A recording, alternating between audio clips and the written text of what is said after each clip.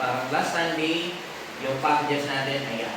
Pero yung may isang verse dyan na gusto kong makita natin today, no? Sabi diyan, babasahin ko sa chapter 3 ng 1 Peter, verse 1. Gayon din naman, kayong mga asawang babae, pasakop kayo sa inyong sarili-sariling asawa, upang kung ang ilan ay hindi tumatalino na salita, kung sakali ay hindi pa sila mananampalataya, ay mga hikayat ng walang salita sa pamamagitan ng ugali ng kaniyang asawang babae. By God's grace, ma-win over natin sila sa Panginoong Kristo through our lives. Verse 2, sa pagkamasid nila ng iyong ugali, mahinhin, na may takot, na huwag sa labas ng kanilang paggayak na gaya ng paghihiyas ng buhok, yung mga kolorete at pagsusuot ng mga hiyas na ginto o pagbibihis ng maringal na damit, sabi niya gano'n, kundi ang pagkataong tatago sa puso na may damit na walang kasiraan ng espiritu, maamo at payapa, na may malaking halaga sa paningin ng Diyos. Ano daw yung pinakamahalaga sa Diyos? Yung panlabas na itsura ng babae o yung panloob, yung character? Dito makikita natin na ang kinukultivate daw pala dapat ng babae ay yung character niya sa loob. Though hindi naman pinagbabawal na mag-ayos kayo. Siyempre, kung may asawa kayo, mag-ayos talaga kayo. Kung dalaga naman, siyempre, mag-ayos pa rin. Okay? Baka wala naman gusto na. Okay lang yun. Lalo na kung ang intention mo, lalo na kung may asawa ka, doon sa asawa mo. Okay, there's nothing wrong doon.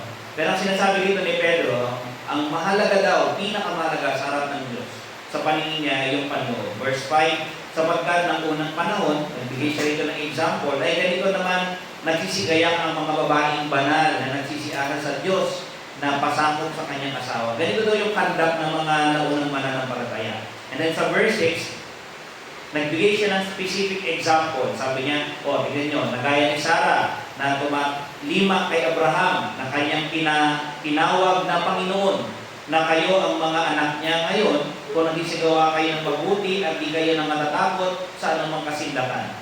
Yung verse 1 hanggang verse 6 ay tungkol sa babae, kung paano sila magiging mabuting asawang babae doon sa kanilang asawang lalaki. Pwede rin ito na i-cultivate ng mga babae na singles. Ito dapat kayo maging. Kasi whether na may asawa na kayo o wala, ito dapat yung character ng babae. Much more pag may asawa ka na. Lalo na kapag nagkakaedad ka pa. Same thing ito, applicable sa inyo. And then sa verse 7, makikita natin dito, nagbago na yung topic niya or nagbago yung kanyang audience specifically. Meron na siyang inopen dito na bagong kausap patungkol na ito dun sa lalaki. Sabi niya, gayon din naman kayong mga lalaki, magsipamahay kayong kasama ng inyong asawa ayon sa pagkakilala, na pakundanganan ang babae na gaya ng marupok na sisidlan. Sabi niya gano'n. Ang idea dito, sabi niya, pakundanganan ay bigyan nyo ng galang. Sabi niya gano'n. Bigyan daw natin sila ng respect, ng maayos na pakikisama, ang sabi niyan. Na gaya ng marupok na sisidlan, yamang kayo na may kasamang tagapagmana ng biyaya ng kabuhayan upang ang inyong mga panalangin ay huwag mapigilan. Sabihin, yung mga babae dito na asawa ninyo, tignan nyo sila ng may respeto, yung pakundanganan nyo sila. Huwag nyo narinig yun, ikaw yung tao na walang pakundangan. Ang ibig sabihin ng respect. Yung mga babae daw, sabi, yung mga lalaki, respeto daw nila yung asawa nila. Kasamahin nila ng may kaalaman. Sabi, pakisamahan nila, respeto nila, kasi nagbigay ng dahilan dito kasi babae ay marupok na sisidlan. Mamaya maintindihan yan about yung marupok lang na marupok na ano, yung parang common knowledge natin, hindi ka na nang ibig niyang sabihin. So mamaya titignan natin. Tapos sabi niya rito, hindi lang yan ang dahilan, bakit gagawin mo yan? Kasi yamang kayo na may kasamang tagapagmana ng biyaya ng kabuhayan. Ibig sabihin, parehas kayo tagapagmana ng eternal life. Ang sinabi dito, kung parehas kayong Christian, good. Okay? Kanina kasi parang yung babae, kahit ganun yung asawang lalaki na hindi mananampalataya, pakisamahan mo by God's grace, baka yung life mo, through your life, through your testimony, through your attitude, pag nakita niya na ikaw ay tagapagsunod ng Panginoon sa Kristo, mag-convert sila rito. Then dito, nagbago yung senaryo. Sabi niya, yung babae, yung lalaki, ina-assume na siya ay mananampalataya. Ang case naman dito, yung asawa daw niya ay mananampalataya din. So, respeto mo siya, pakisamahan mo siya, And then sabi niya kasi marupok siyang kasindan, and at the same time, tagapagmana kayo ng karya ng Diyos. Kasi kung di mo magagawa yan, sabi niya, baka yung panalangin mo ay mapigilan. So, ang title ng aking message ngayong umaga ay Principles in Marriage for Husbands. Let's bow our heads and pray. Lord, na sa araw na ito, we pray for wisdom, we pray for guidance and insight and humility. We pray for application as well sa mga buhay. May we learn from your word ngayong umaga. May we be convicted. Kung kami ay mga asawang lalaki, ay mag-obey kami sa inyong word. Kung ang mga babae naman ay nandito, mga kapatid, kaibigan, may they learn dito what they should expect sa kanilang mga husbands. And by your grace, may they encourage them to hear thy word at makinig dito, Panginoon. This is all for us. Wala namang rito, magaling na asawang babae, magaling na asawang lalaki na agad dun sa marriage na yun. Pwede, nagmamagaling ka na, pero hindi naman ganun. We need you, Panginoon.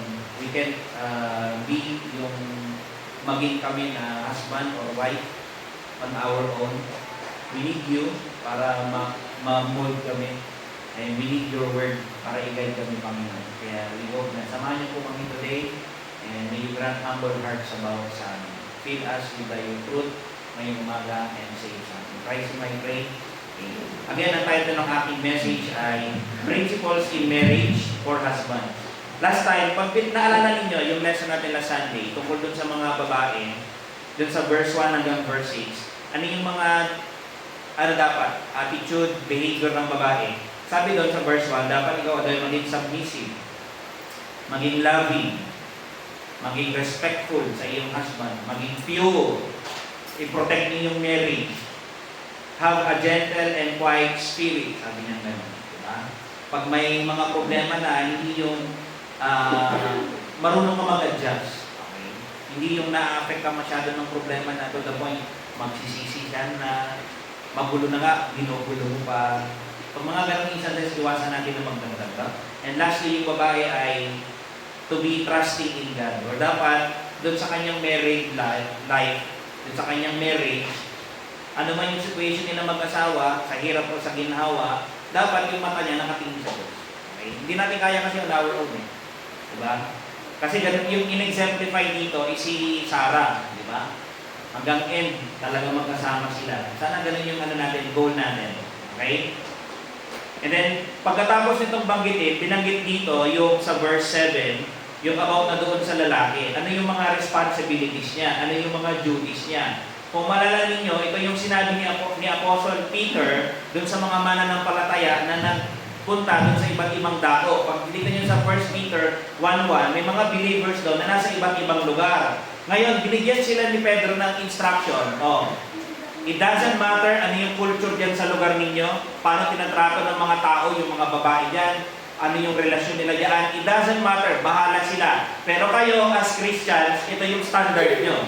This is how you behave. Yung mga babae, this is how you behave. Yung mga lalaki, this is how you behave toward your wives. Ito dapat yung mga gagawin ninyo. Ito yung instruction ninyo para yung bahay ninyo o pamamahay ninyo ay maging maayos, maging payapa, maging masaya kayo.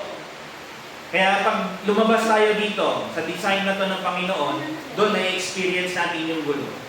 Babae na siya yung nagli-leader. Diba? Magulo na agad. Yung lalaki na ayaw naman i-take yung leadership, ayaw i-guide yung wife niya, ayaw turuan yung mga anak niya. Disaster talaga. Kaya ito yung dapat napuntahan ng mga mag-asawa, lalo na ng mga magulang na, pag may mga anak, para mapamunahan natin yung ating mga pamilya, yung ating mga asawa. Alam nyo, ang problema kasi natin, nagkakaroon ng problema mag-asawa kapag inaalis natin sa equation ang Diyos. Pag yung married life natin, wala ang Diyos doon, I'm telling you magulo.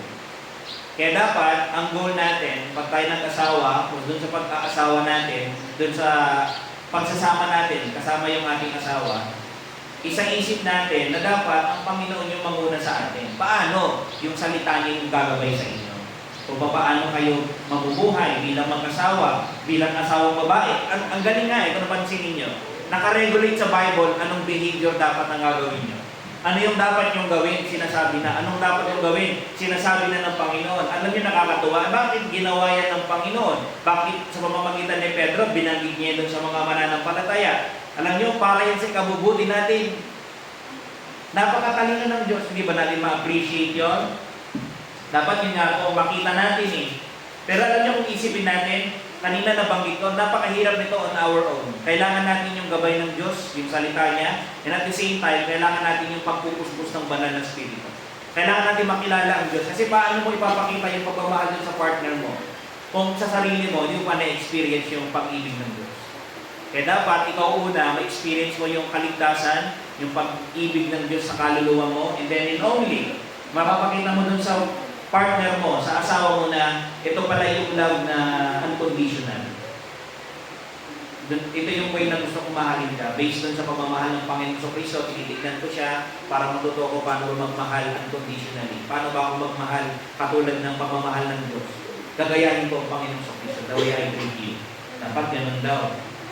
Kaya mahalaga na mapuspos tayo ng banal na Espiritu. Okay? Kaya sabi ko po kanina, mahirap ito kung di tayo mananampalataya. At the same time, i-acknowledge natin yung reality na pares naman tayo makasalanan. No? Magkaiba kayo ng ugali. Minsan may gusto, pero pag sinabi, ganito na gagawin, dapat gawin na agad. Eh yung isa mamaya pa. Diba? Magkakaiba ng personality. Kaya nga mahalaga na magkaroon ng pag-iintindihan. Tapos, gawin ng Panginoon yung magiging gabay ng kanilang relasyon. Kaya nga, yan doon na pinagpipray natin na, Lord, i-ano mo yung ugali ko, baguhin niyo po yung ugali ko. Kung may mga, kayo naman nakakakilala ng sarili niyo doon. Kung hindi pa, pwede nung tanongin ang Diyos o kaya sabihin sa Diyos, Lord, parang hindi ko palubusan na kilala yung sarili ko. Lord, kung may mga mali ako sa buhay ko, pwede ko ba ipakita niyo sa akin?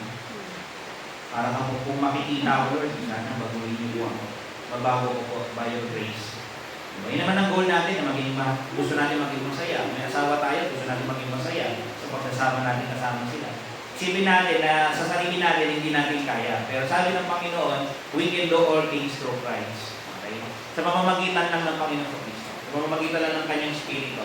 Nalaman niyo sinabi niya din sa John, kung wala ako, without me, you can do nothing. Wala kayong magagawa. In reference yun doon sa pag-share ng Word of God sa pagpapalagana ka, ilalo pa kaya sa married life, di ba? Sa pag-aasawa natin.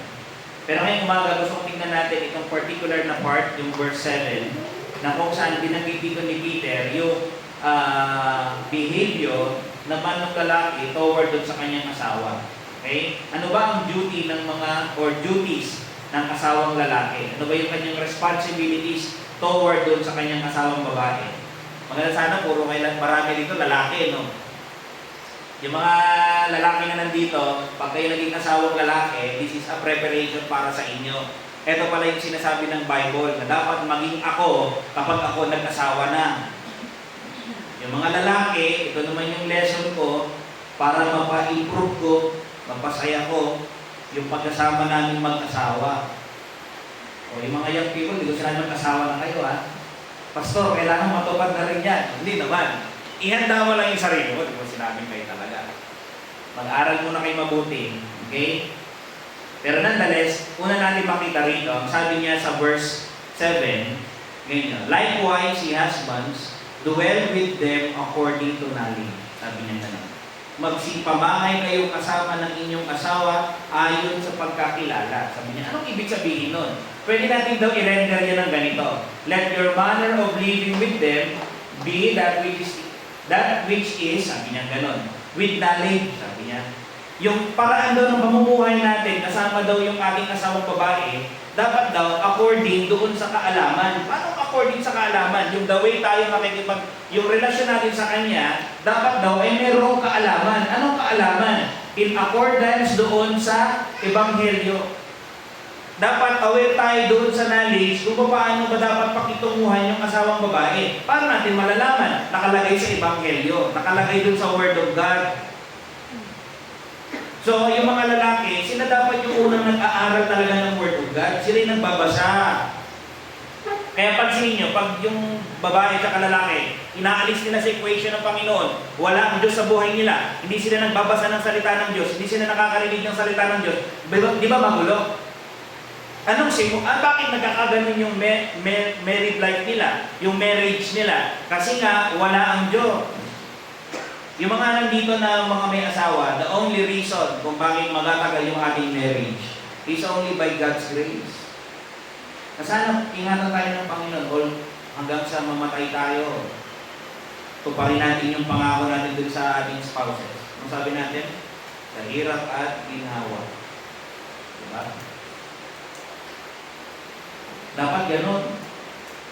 Sabi nga ng isang commentator the meaning evidently is that they should seek to obtain just views of what Christianity enjoys in regard to this relation. Ibig sabihin, kukuha ka daw ng yung paraan ng pakikipagitungo mo dun sa wife mo, dapat doon ka sa Christianity, mag-aaral. Aralin mo daw yung mga tinuro ng Panginoong Kristo.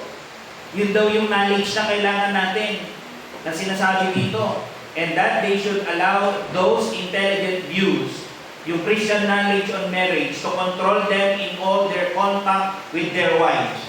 Ito yung sekreto ng masayang pagsasama ng mag-asawa. Yung salita ng Diyos, tsaka ang Diyos kasama nila. Yun.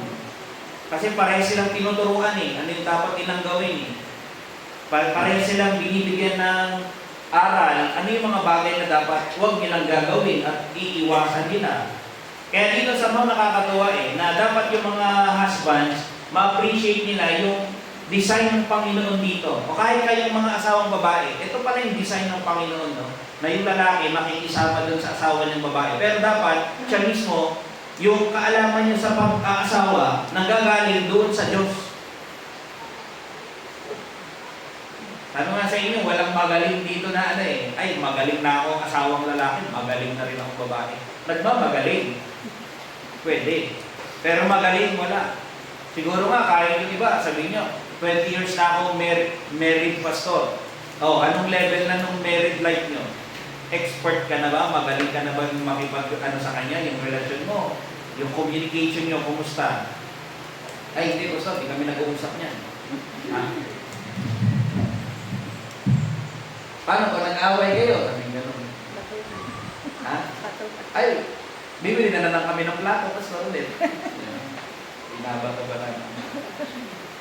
Diba? Kung sabihin, paano kayo pag hindi kayo nagkakaunawaan? Ay, isang linggo kami hindi nag-uusap, pastor. Bahala siya. Agsinat tayo, tungkol ng ako. Minsan ganyan dala ng damdamin, nag-aaway, di ba? Pero dapat hindi ganun. Kaya nga ganun kahalaga na makita natin, ang Diyos pala may design para sa pag-aasawa natin. Hindi pala ito patsamba lang na kahit ano gawin na natin. Hindi, may guidance tayo, binigyan tayo ng Diyos. Pag di natin sinunod yan, pahamak tayo. Kaya ayaw ma-appreciate natin ito, no? Pwede rin ganito kung ipapababawin natin, parang sinasabi ni Pedro, live with them in such a way that is in accord with that is right towards them, yung gospel prescribed conduct. Okay? Mabuhay tayo, makasama sila, na ayon doon sa prescribed ng Ebanghelyo kung paano tayo magkasama bilang mag-asawa. Diba? Kumbaga, yung pagtrato ng asawang lalaki doon sa kanyang babae, kukunin niya yon, yung mga kaalaman na yon doon sa salita ng Diyos. Sa Diyos niya hihingin, sa Diyos niya aalamin. Hindi mo pwedeng isipin na, hindi, ito yung iniisip mo na basta ang trabaho ko, magtrabaho lang, tsaka pakainin sila, okay na yon. Hindi pwede yon. There are other duties na dapat mong gawin para dun sa asawa mong babae. Kumbaga, dapat yung pakikisama mo sa kanya, alam mo kung ano yung mga responsibility mo doon sa marriage na yon. May, sabi ka dito yung sa commentary perform all matrimonial duties to them. Ano ba yung mga duties na kailangan mong gawin? Diba? Minamahal siya. May mga physical duties ka pa. Yung intimacy na kayong dalawang mag-asawa. Diba? Duty rin yun Saan mo malalaman nyo? Nakalagay din sa Bible na yung mga babae, yung mga lalaki, Huwag niyong ipagkakait yung sarili niyo sa Kanya. Yung katawan. Nakalagay. O, another responsibility or duty ng mag-asawa sa isa't isa na huwag nilang ipagkait sa isa't isa yung katawan nila. Baka maganap sa iba. Pero nonetheless dito, sabi ni Peter, mahalaga na daw yung una, yung asawa, so makisama siya dun sa babae na may kaalaman. Na yung kaalaman ng Diyos sa pag-aasawa, yun ang alamin niya at yun ang gagawin niya dun sa marriage nila. Pangalawa, may binanggit dito sa verse 7. Sabi niya na pakundanganan ang babae. Sabi niya. Yung word dito is giving honor unto the wife. Naalala niyo yung word na yun, yung honor. Sino yung ino-honor? Sabi, honor thy father and thy mother. Diba? Igalang mo daw yung nanay at tatay mo. Diba? Pero dito, yung context, ang sinasabi, honor thy wife. Irespeto mo din yung asawa mo. Minsan dito, yung mga lalaki, hindi na nire-respeto yung asawa nilang babae. Sinisigaw-sigawan lang, inuutos-utusan lang. Parang ang tingin ay katulong o parang alila. Yung phrase dito o parilala na sinabi ay giving honor unto the wife. Anong ibig sabihin niyan? Ang idea dito, yung lalaki ay dapat igalang niya yung kanyang asawang babae. Huwag niya raw baliwalain. Bakit? May mga kahinaan din siya. Dapat alagaan daw ng asawang lalaki. Maging mahinahon siya sa pakikitungo. May mga pagkakataon na yung lalaki ay dinidisrespect yung babae. Sa paanong pagkakataon na pwedeng i-disrespect? Nag-try ako mag-research regarding dito. Ano ba yung mga pagkakataon na pwedeng ma-disrespect yung babae? May mga pagkakataon na pwede daw verbal and emotional abuse. Yung babae daw, kasi sabi igalang mo daw, irespeto mo eh. Kapag hindi mo siya, pag itong mga bagay na to ginagawa mo, hindi mo siya nire-respeto, ano yun? Halimbawa, yung belittling and criticism. Alam mo yung belittling? Yung minamaliit. Nakasabihin nila, alam mo, ang hina ng ulo mo, napaka-ano mo. Minsan ganun. Yung minamaliit, wala kang alam. Minsan bagagamitin ng lalaki. Yan. Grade 2 lang ang inabot mo. Pagmamaliit yun. Pag ganun daw yung ginagawa, edi hindi niya nire-respeto yung asawa niyang babae. Pag ganun yung lalaki. Diba? Yung mga lalaki, sabihin nyo na lang ito, Oo, huwag mo rin gagawin ito. Huwag mo akong mamaliitin kasi matangkad ako. Pero you know what I mean. Diba? I-avoid yung mga ganung words kasi bakit? Nakakasakit pala yun. Mahasaktan yung mga babae kapag binibilitan sila. O kaya, kinikriticize. Ano yan eh? Wala yan silbi. Imagine yung husband mo magkwentuhan sa iba, tapos masabihin nila, alam mo yan, sabi ko, wala kwenta ka na yan. Ha? Diba napapahiya? Kinikriticize niya. Minsan public embarrassment. Alam niyo public embarrassment? Yung pinahihiya sa harap ng maraming tao. Diba? Di ko alam, anong mga senaryo na pwedeng gano'n na, diba? Pwedeng ipahiya ng lalaki yung babae na kayo. Maraming nakakarinig. Diba? Tapos pinagsalitahan ka ng di maganda ng asawa mo. Anong nararamdaman mo? Pag gano'n na yung nangyayari, ano na yan? Disrespect na dun sa wife. Meron pa nga makita, sabi dito, yung dismissing feelings or opinion. Yung di pinakikinggan. May sinasabi yung babae, alam mo, dapat ganito yung gawin natin. Wait. Wala lang, para lang tumigil. Pero hindi pinapansin. Parang hindi ba tama yung sinasabi mo? Ano to? Vice versa to. Alam niyo yung bringing up past mistakes or insecurities. Minsan, nadidisrespect pala yung babae kapag ganun daw.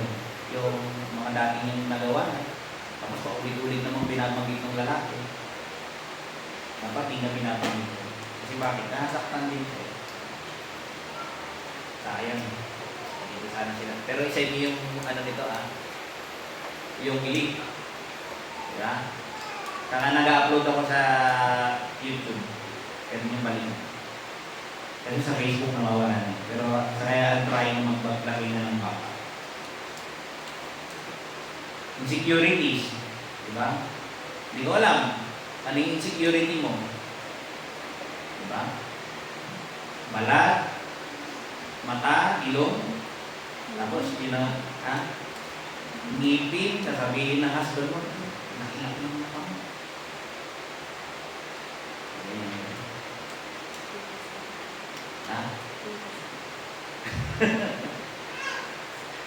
Lagbag mo na.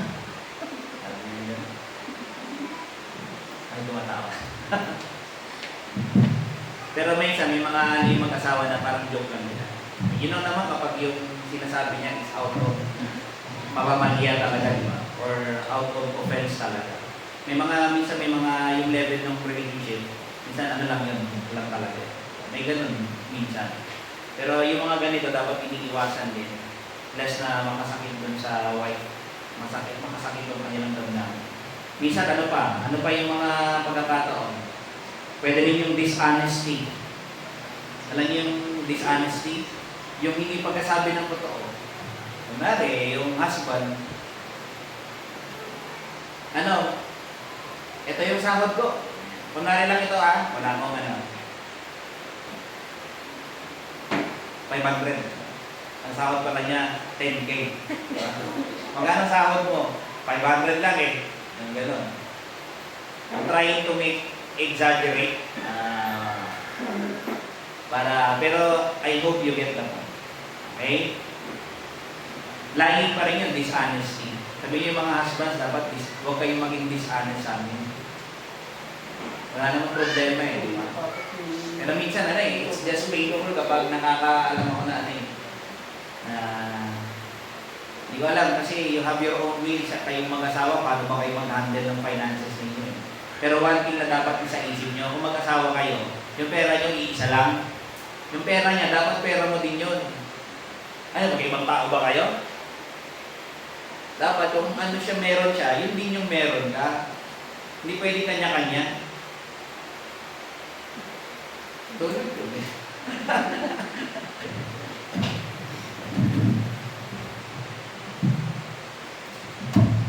biro kami nung kwarta. Wala pa. Orion. Diba? Kaya lang yung mga dishonesty, doon minsan na parang pakiramdam ng babae, disrespect, diba? Yung husband mo, ang dami niyang extra, ang dami niya kung ano-anong binibili, at ginagastos pag kung ano-anong bisyo. Tapos ito lang yung binigay. Ano nangyari yun? Tapos sabi niya, 500 lang doon lawad niya. Ba't may sobra? Dishonesty. Kapag ganyan ginagawa natin, nasaktan yung babae. Hindi dapat. Dapat yung mga salita ng lalaki, sabi nga sa Ephesians 4:29, that no corrupt communication proceed out of your mouth, but that which is good to the use of edifying, that it may minister grace unto the hearers. Alam niyo daw, wala daw dapat lumabas sa bibig natin ng corrupt, yung hindi maganda. Anything na hindi naka-align sa truth, lying, belittling, criticism, bringing up the past, yung paulit-ulit na lang, akala ko tapos na yan. 10 years na yan. Hindi ka ba nakaka-move on dyan? Ganun na lang, hindi magiging masaya marriage life nyo pag ganun, lagi yung inuungkat yung nakaraan. Paalalahanan nyo yung husband nyo, yung mga nangyari na pas na yun. Let's move forward and let's do what is kung anong gusto ng Panginoon. Yun dapat. Diba? At minsan may mga ganitong out of disrespect, ito yung disrespect din sa wife, minsan. At may nabasa ako, alam yung stonewalling, yung silent treatment. Minsan sa babae, wala na, may nangyari. Sa kanya, okay na. So, kain ka na. Matutulog na. Uy, nabannuga, matulog. Inaumagahan, gano'n na naman, aalis na naman. Maalis na lang, ayaw niya, hindi niya lang kinakausap. Silent treatment.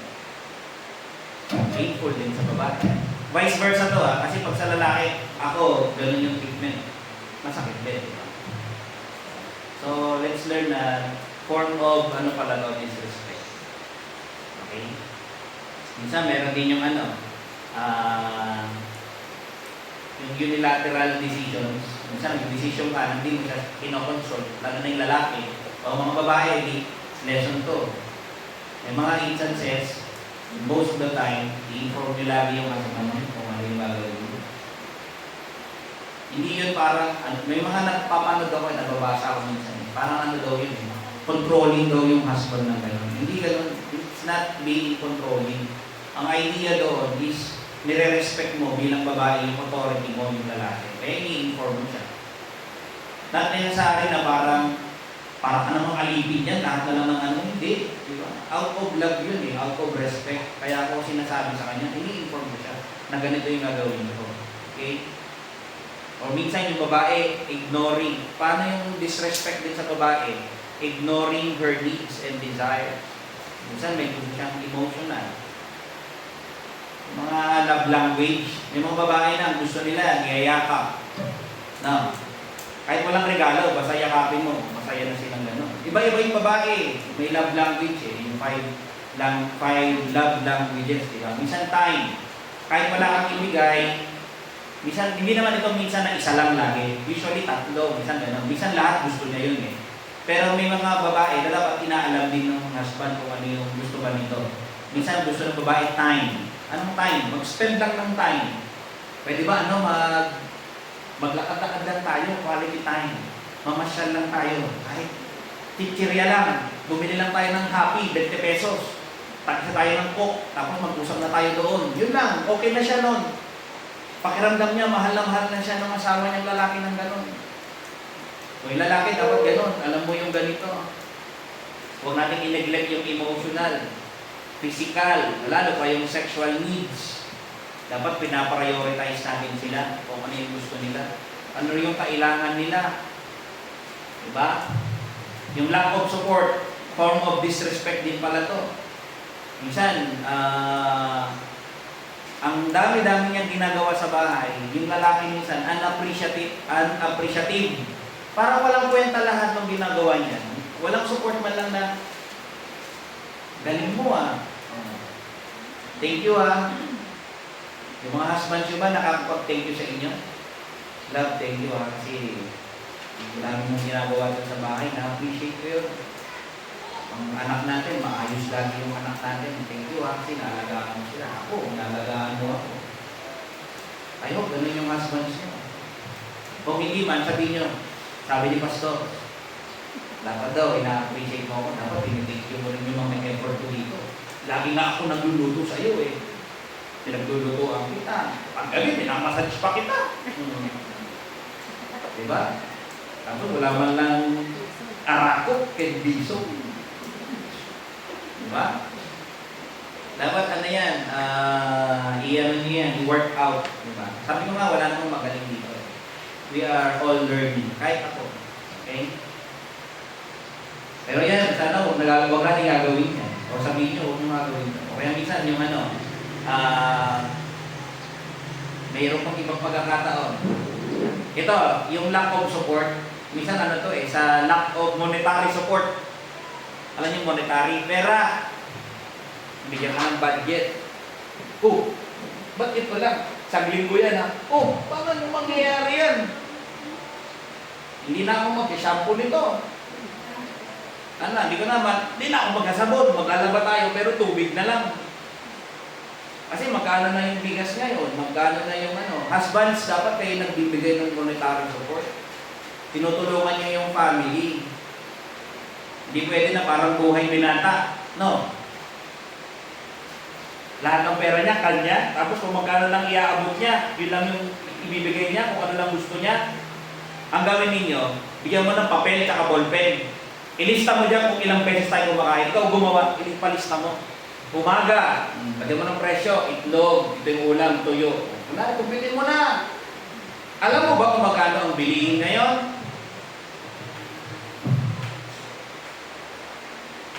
Ako hindi. Sinong namamalengke?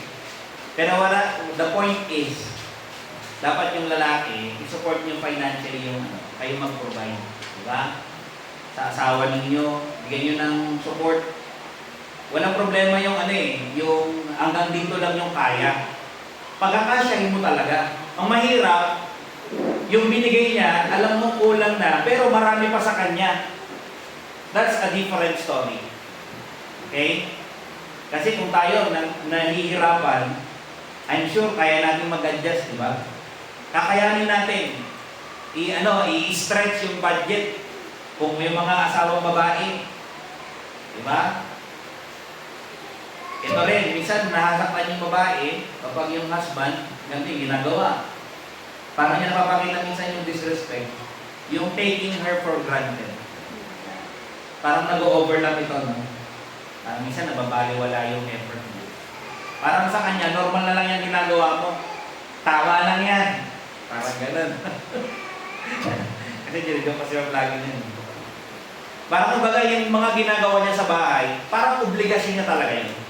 Na para kahit anong mangyari, gagawin mo naman yan dapat gawin mo yan Nandun na tayo, pero one thing na sabihin mong ganon, that's another story. Hindi maganda. Diba? Kasi pwede niyang gawin yun out of love, ginagawa niya out of love Pero, on side naman lalaki, ano ba tingin mo sa kanya? Alipin? Siya, ginagawa niya yun bilang nanay, bilang asawa. Tapos ikaw pala, ang tingin mo, nagkatulong ka sa bahay. May tagalaba ka, may tagalinis ka. Hindi pala asawa ang tingin mo. That's another story. That's why husbands dapat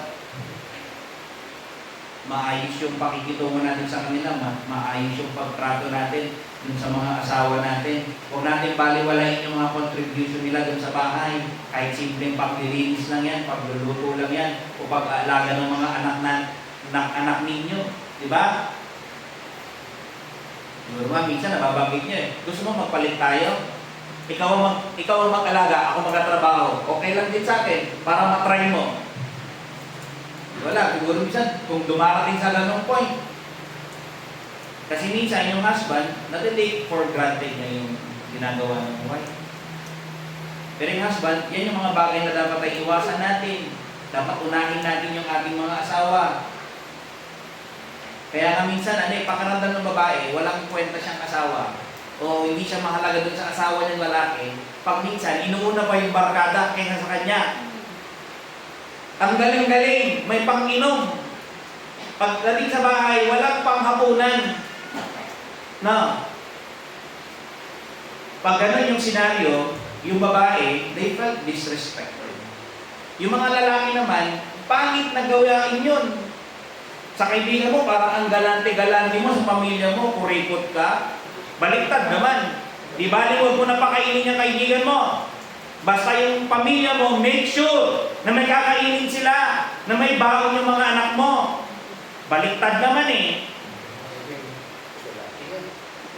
minsan, di ba, narinig yung ganito? Pag may sakit na yung lalaki, sino nag-aalaga? Yung kaibigan ba? Di ba, yung asawa na naman? Yung anak, we need to learn yung mga bagay na to sa mga kaibigan, may panahon. Sa pamilya, walang panahon. May tayo na makipagpuntahan dun sa kaibigan, pero sa bahay, late na umuwi, malutulog na lang, wala nang time kausapin yung anak. Minsan, may iba pang ginagawa, nag-cellphone. Diba? Nasa bahay nga, pero parang wala naman. O yung husbands, dapat hindi ganon. Paglaanan nyo ng oras yung pamilya nyo. Hindi mo nakakausap na yung asawa mo. Hindi mo natutulungan kahit konti sa bahay.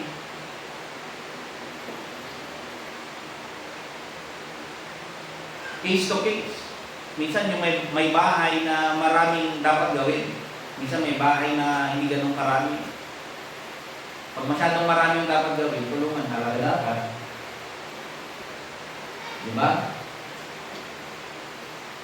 Maraming panahon sa ibang bagay, mga hobbies, diba? Trabaho, barkada, pero sa pamilya wala. It is very, mahalaga na ma-realize sa mga husbands ito na yung part ng kanilang duty is not only dun sa parang buhayin ko na yung mga anak ko, okay na yun. Minsan nanineglect yung babae. Bago pa kayo magkaroon ng anak, ang una mong duty is yung asawa mong babae. Minsan kapag nagkakaroon ng anak, yung focus ng mag-asawa napupunta doon sa anak lahat. Mali. Ay, huwag niyong kaliligtaan o huwag niyong i-forsake yung hierarchy. Pag ikaw asawang lalaki, ang unang responsibility, yung asawang babae, hindi yung anak. Susunod lang yung anak. Biblical yun. Hindi yun na parang wala ka namang kwentang magulang. Mali. Kanino ka ba sumumpa na magkasama kayo sa hirap at ginawa? Sa anak mo ba? Diba sa asawa mo? Kaya dapat siya yung aalagaan mo unang-una, hindi yung anak mo. Kapag okay ka dun sa una, I'm sure okay yung iba. Kaya dapat ito yung tignan ng asawang lalaki. Are you leading your children to Christ? Yun ang pinaka-priority. Kasi baka minsan yung mga lalaki sabi nila, napapakain ko naman yung asawa ko, napapakain ko naman yung anak ko, okay na yun. Umuwi naman ako dyan Mahalaga, umuwi ako sa kanila, hindi ako naghahanap ng iba. Okay na yan, okay naman kung okay. Pero there are other duties na dapat mong gawin. Dinadala mo ba yung pamilya mo sa Panginoong Kristo? Tinuturuan mo ba sila ng mga bagay about sa Diyos? Tinuturo mo ba sa kanila kung anong ginawa ng Panginoon? Paano ba maliligtas ang tao? Yung kanyang kaluluwa? Ini-encourage mo ba sila na mag-pray? Ini-encourage mo ba sila na hanapin ng Panginoong Kristo? Inaakil mo ba sila na maglingkod at sumunod sa Panginoong Kristo? Gaya mo na ikaw dapat ang una? Kasi dapat lalaki ang example, unang-una. And then the wife will follow, and then the children will follow. Meron ba bang mas mahalaga dyan sa kaluluwa ng pamilya mo? Sa mga lalaki, at wala kang panahon sa kanila, at wala kang ginagawa para sa kanila, nang tanging walang iniisip, basta mabigyan ko sila ng pagkain araw-araw, okay na yun. Napakababa naman ng ano mo. May pa niyon, napakadami pang responsibility aside doon na mag-provide. May mga pagkakataon ba na ma-disrespect mo yung wife Infidelity. May kachat kang iba. May girlfriend ka ng iba. Diba? That's a form of disrespect. Mahirap naman yung gano'n. May dating app ka na sa cellphone mo. May ka-video call ka. Diba? Malam. Agsiarat, bakit? Kumusta? Diba? Naka-headset na. Kahit naghuhugas na.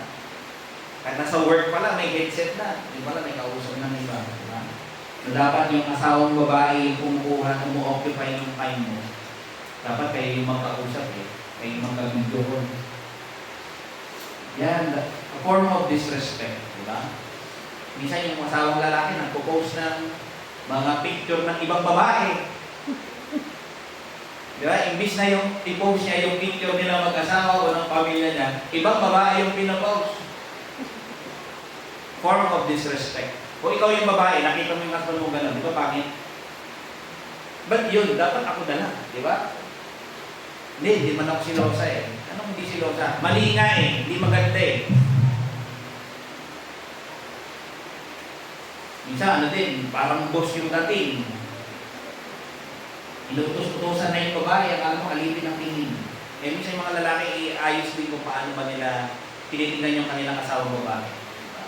Kasi kapag hindi natin ginawa yung tama, madi-disrespect natin sila. Whereas ang sinabi sa atin, i-respect daw natin yung asawang babae. Kasi dito pag binasa mo yung Peter 1:7, balik kayo doon. Sabi doon, giving honor unto the wife as unto the weaker vessel.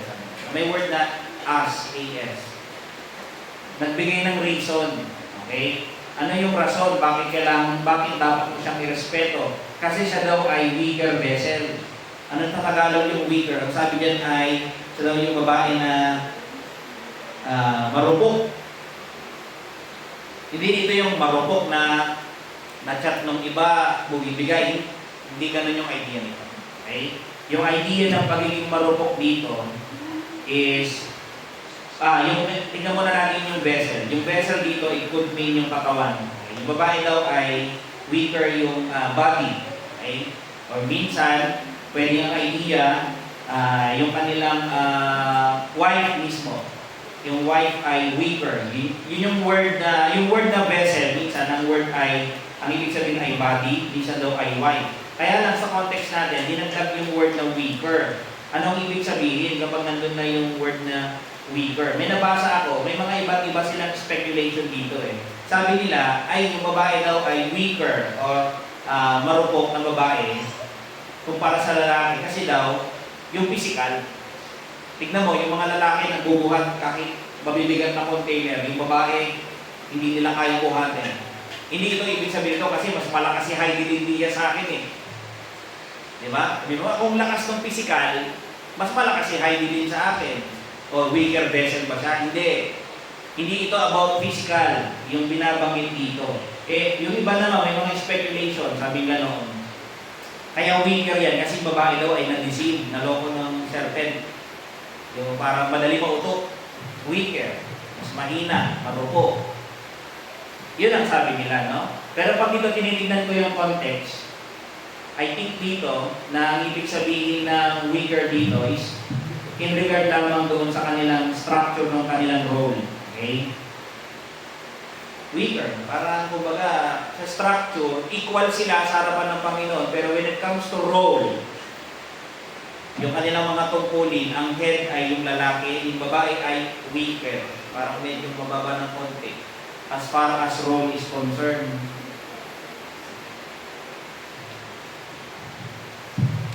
Ang idea dito, yung babae was not meant to lead. Yun lang yung idea na, kasi yung context kasi about the submission. Yung verse 1, ang trato ng wife, siya yung mag-submit. Diba? Yung lalaki yung leader. Ano pa yung rason? Bakit dapat siyang i-respect yung babae? Kasi nga, mas marupok yung babae. Pangalawa, yung babae na yan ay tagapagmana ng karya ng Panginoon. Kaya that's another reason bakit pakikitunguhan ng maayos yung babae. And then pangatlo, failing to honor. Ganyan yung part dito sa verse 7. Upang ang inyong mga panalangin ay huwag mapigilan. Ayun. Pag daw yung lalaki nag-fail na i-fulfill yung mga bagay nito, may tendency daw, may pwedeng maging consequence na kung saan yung kanyang mga panalangin ay hindi daw dinidinig ng Panginoon. Merong pumipigil, hinihinder daw ng Panginoon. Ito, ang ganda nito. Binanggit dito na yung prayer daw ng lalaki ay pwedeng pigilin. Pero pag i-stretch natin yung context, yung mga asawa pala dapat nag-pray, no? Yung family dapat nag-pray sila.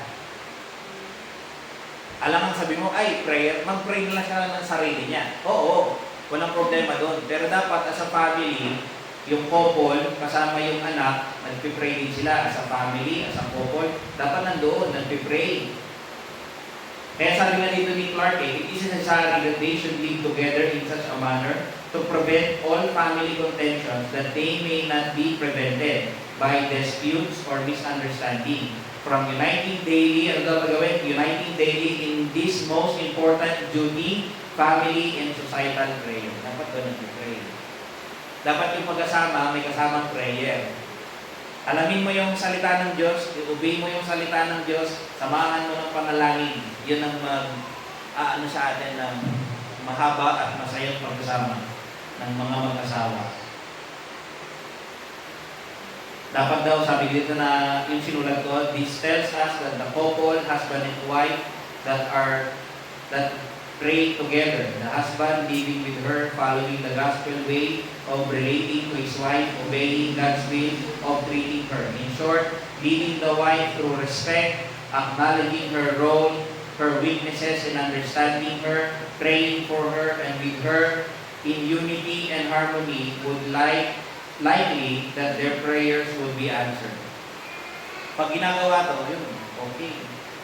There would be a great consequence. Maganda. Sabihin, may kita mo dito yung ano eh. Baka i-object nyo. Pastor, may blessing naman kami kahit hindi man nag-pray kami yung pamilya eh. Yet, hindi kayo nagpe-pray, yet, nabubuhay kayo, hindi according sa knowledge ng Panginoon. Nakuha niyo yung difference? Yung pastor, kahit hindi namin nagagawa yan, nabubless naman kami ng Panginoon. Eh. Oo nga, pero hindi ko sinusunod. The way kung paano itrato yung wife, paano itrato yung husband. So, what's to brag? We need to follow ito. Okay? I'm about to end. I-stop na ako dito kasi I suppose na i-build din yung sa Ephesians, pero for the sake of time, mahaba na yung part na yun. Kaya sometime ko na lang bibigyan nyo ng time. Okay? Pero let me give you practical things for husbands to observe. Yung dapat ninyong gawin. Yung mga lalaki, live with your wife according to the knowledge from the gospel. Masahin niyo yung salita ng Diyos para malaman niyo ano yung kalooban ng Diyos, how you will relate sa asawang babae. Pwede kayo magbasa ng books. Maghanap kayo ng pwedeng mahingin ng payo. Ano ba bang ginagawa niyo pag sa pag-aasawa niyo, pag kayo may problema, paano niyo nire-resolve? Pwede ganun, kung may mahihingan kayo ng payo. Pag-pray mo din yung sarili mo bilang husband. Na sana this year, maging better husband. Sana ganun ang prayer niyo, Lord, sana yung husband ko maging better husband this year. Pero maganda, siya rin sa sarili niya, aware din siya na may pwede pa siyang i-improve sa sarili niya. Na dapat yun din ang prayer niya. Lord, may I be a better husband this year compared sa last year.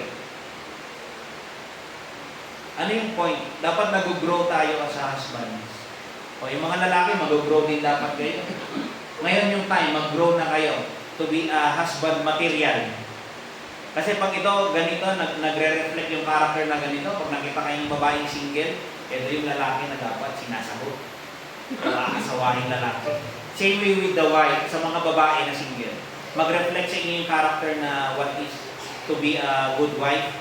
Para later on, pag nakita kayo ng mga lalaki naman nananampalataya, at tinignan kayo, this is the woman na dapat ay inaasawa. Ito yung babae na godly, may takot sa Diyos. Diba? Pero yung mga husbands, mabuhay kayo na may knowledge kasama yung asawa ninyo. Diba? Sana this year, maging gracious kayo lalo, maging mapagpunawa, maging humble, maging mapagmahal. Ako, ang talking sa sarili ko. May I be more sacrificial.